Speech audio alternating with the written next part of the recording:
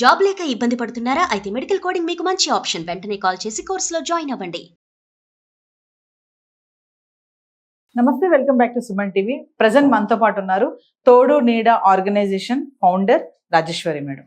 నమస్తే మ్యామ్. నమస్తే నవీన. మేడం, ఈ మధ్య కాలంలో మనం చాలా వార్తలు చూస్తున్నాము. లేడీ విలన్స్ ఎక్కువైపోయారు. ఆడవాళ్ళు ఎలా అంటే అది సోషల్ మీడియా ప్రభావం అనుకోవాలా, సినిమాల సీరియల్స్ కూడా ముఖ్యంగా చూసుకుంటే ప్రతి సీరియల్లో కూడా లేడీ విలన్స్ ఎక్కువైపోయారు. 2-3 లేడీ విలన్స్ ఉంటున్నారు. ఇంకా జెంట్స్ అనే వాళ్ళు లేరు అసలు. అంటే ఆడవాళ్ళు ఎలా తయారంటే అంటే స్వేచ్ఛ ఎక్కువైపోయింది అనుకోవాలా. అందరి గురించి కాదు, కొంతమంది అయితే ఉన్నారు టార్చర్ చేసే వాళ్ళు ఉన్నారు. మంచి భర్త పిల్లలు ఉన్నా కూడా వాళ్ళని ఇబ్బంది పెట్టడము, అలాంటి కోవకి చెందిందే బెంగళూరులో జరిగినటువంటి ఇన్సిడెంట్. భార్య పైన భర్త కేసు వేసాడంట.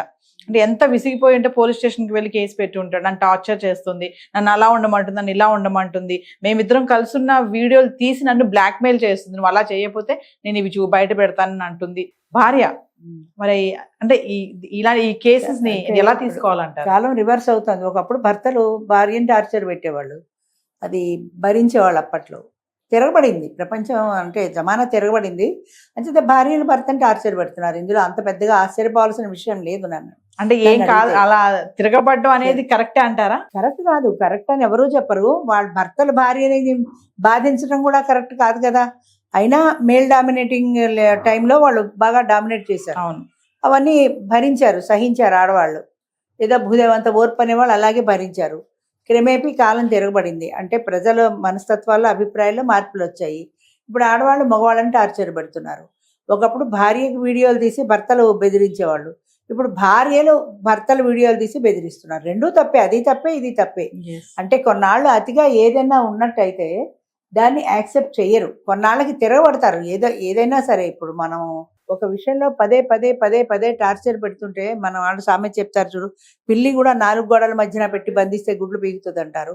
అంటే అది కూడా తప్పించుకోవడానికి ప్రయత్నం చేస్తుంది, కానీ ఆ ప్రయత్నం జరగనప్పుడు తప్పనిసరిగా ఇంకా అది గత్యంతరం లేని పరిస్థితుల్లో తిరగబడుతుంది. అంటే మేడం, అసలు భార్య భర్తల మధ్యలో గొడవలు అనేవి సహజమే, జరుగుతూనే ఉంటాయి కదా. మరి దానికోసం ఇంతలా టర్న్ అయిపోవాలా? అంటే టార్చర్ రివెంజ్ తీసుకోవడం అంటే పగలు ప్రతీకారాలయమే ప్రతి మనిషిలోనూ పెరిగిపోయాయి. అది కరెక్ట్ అంటలేదు. ఏదైతే జరగకూడదో అలాంటివే జరుగుతున్నాయి. ఇప్పుడు చిన్న విషయంలో పని వాళ్ళతో కూడా ఏదైనా తేడా వస్తే వాళ్ళు తిరగబడతారు. ఇదివరకైతే పడుండేవాళ్ళు, ఇష్టమైతే చేసేవాడు, కష్టమైతే లేదు. అలా ఊరుకోట్లే ఇప్పుడు.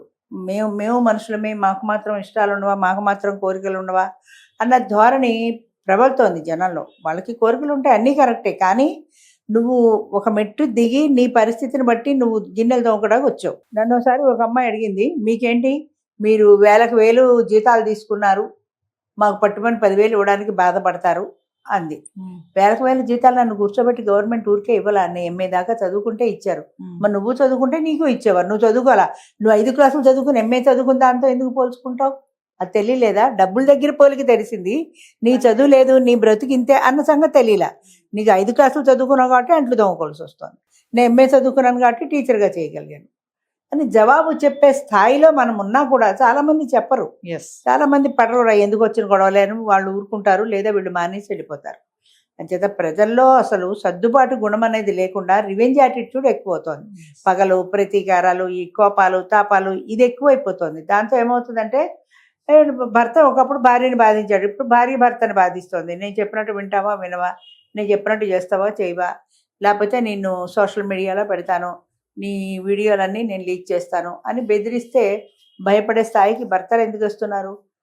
నువ్వు పెడితే ఎవరు సిగ్గుపడాలి? భార్య సిగ్గుపడాలి. భర్త సిగ్గుపడాల్సిన నాకేమిటి, నేను మగాడిని అంటాడు అనే ధైర్యం మగవాడు చేయలేకపోతున్నాడు. కాబట్టి ఆడవాళ్ళు విచ్చలవిడిగా చేయగలుగుతున్నారు. భర్తలు ఇప్పుడు అంటే గతంలో కాకుండా మేడం, ఇప్పుడు ఈ జనరేషన్ లో హస్బెండ్స్ కొంచెం భయపడుతున్నారు భార్యలకి అని భయపడుతున్నారని అనుకోవాలి. భయపడుతున్నారు కూడా.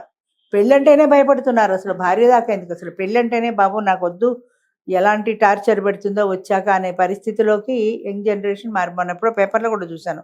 పెళ్ళంటే ఇష్టపడని వాళ్ళ సంఖ్య పెరిగిపోతుంది అని. అసలు నాకు పెళ్ళే వద్దు, పెళ్ళామో వద్దు, దాని టార్చర్ వద్దు, ఒక నమస్కారం అన్న ధోరణికి వచ్చేస్తున్నారంటే వాళ్ళు ఎంత విసిగిపోయి ఇలాంటి పరిస్థితికి వచ్చారు. అయితే ఇలా విసిగిపోవడానికి కొంతవరకు కారణం ఏంటంటే మేల్ డామినేటింగ్ సొసైటీలో ఇష్టారాజ్యంగా బ్రతకడం అలవాటు అయిపోయి ఇవాళ తగ్గి ఉండాలి అనేది యాక్సెప్ట్ చేయలేకపోతున్నారు మగవాళ్ళు కూడా.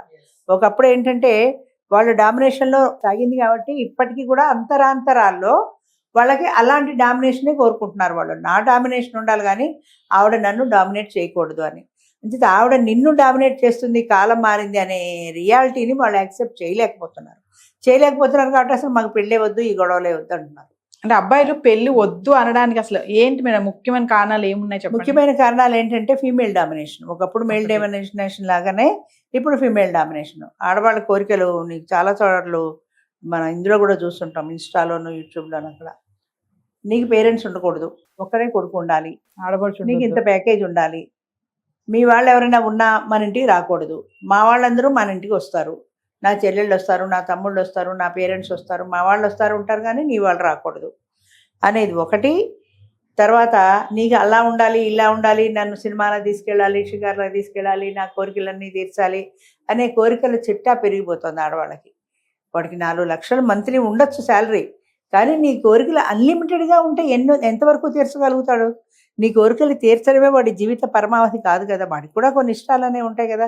నీ ఇష్టాలతో నాకు సంబంధం లేదు, నా ఇష్టాల ప్రకారమే ఇల్లు నడవాలి, నేను చెప్పినట్టే నువ్వు వినాలి అనేటువంటి ఈ మెంటాలిటీ ఆడవాళ్ళలో పెరిగిపోతున్నప్పుడు మగవాళ్ళు కూడా భయపడుతున్నారు. ఎందుకు వచ్చింది, చేసుకోవడం ఎందుకు, ఈ యుద్ధాలు ఎందుకు, అసలు మన వల్ల కావటం లేదు, ఇలాంటిది పెళ్లి చేసుకోకుండానే ఉంటేనే బెటర్ అని అనిపిస్తుంది.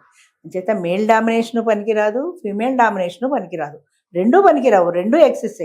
కాబట్టి ఇద్దరు ఒక అండర్స్టాండింగ్తో కలిసిపోయి ఒకరినొకరు అర్థం చేసుకుని జీవితాన్ని సాగిస్తే ప్రశాంతంగా వెళ్తుంది. కానీ ఒకళ్ళనొకళ్ళు డామినేట్ చేసుకోవాలి అనే ధోరణిలో పెడితే వెళ్ళదు. పూర్వము చిన్నప్పుడు, ఇప్పుడు ఉన్నాయో లేవో, పెళ్ళిళ్ళలో బిందెలో ఉంగరాలు వేసి ఉంగరాలు తీయించేవాళ్ళు. ఎవరు తీస్తారు ముందు? ఎవరు తీస్తే వాళ్ళ మాట నెగ్గుతుంది అన్నట్టు. అలా ఉంగరాలు తీయించే విషయంలో కొంతమంది మంచి మంచి భర్తలు వాడికి దొరికినా కూడా ఉంగరం పెళ్ళాం చేతిలో పెట్టేసేవాడు. లోపల ఏమవుతుందో మనకి తెలియదు కదా, ఆ ఉంగరం బయటికి తీసేది పెళ్లి కూతురు. అంచేత అలాంటి అండర్స్టాండింగ్తో వెళ్ళిపోతే, అలాంటి అండర్స్టాండింగ్ అంటే ఓడిపోయినా సరే, నువ్వు నెగ్గినా సరే నువ్వే ఓడిపోయానని ప్రకటించు అని కాదు, అవతల వ్యక్తిని అర్థం చేసుకోవటంలో ఉంటుంది. ఇలా చేస్తే అమ్మకి సంతోషం కాబట్టి సరే, కానీ ఓసారి సంతోషిస్తే మనకి నష్టం లేదు కదా అన్న ధోరణి, ఆ సర్దుబాటు కూడా అనేది ఇద్దరిలో ఉండాలి. ఇద్దరిలో ఉంటేనే ఆ సంసారం సక్సెస్ఫుల్గా నడుస్తుంది. లేకపోతే విడాకులు, కొట్టుకోవడాలు, ఇందాకట్లా అమ్ముకోవడాలు, ఇంత ఎవరు డబ్బు ఉంటే వాళ్ళదే డామినేషన్, అట్లా అయిపోయింది. థ్యాంక్ యూ అమ్మా.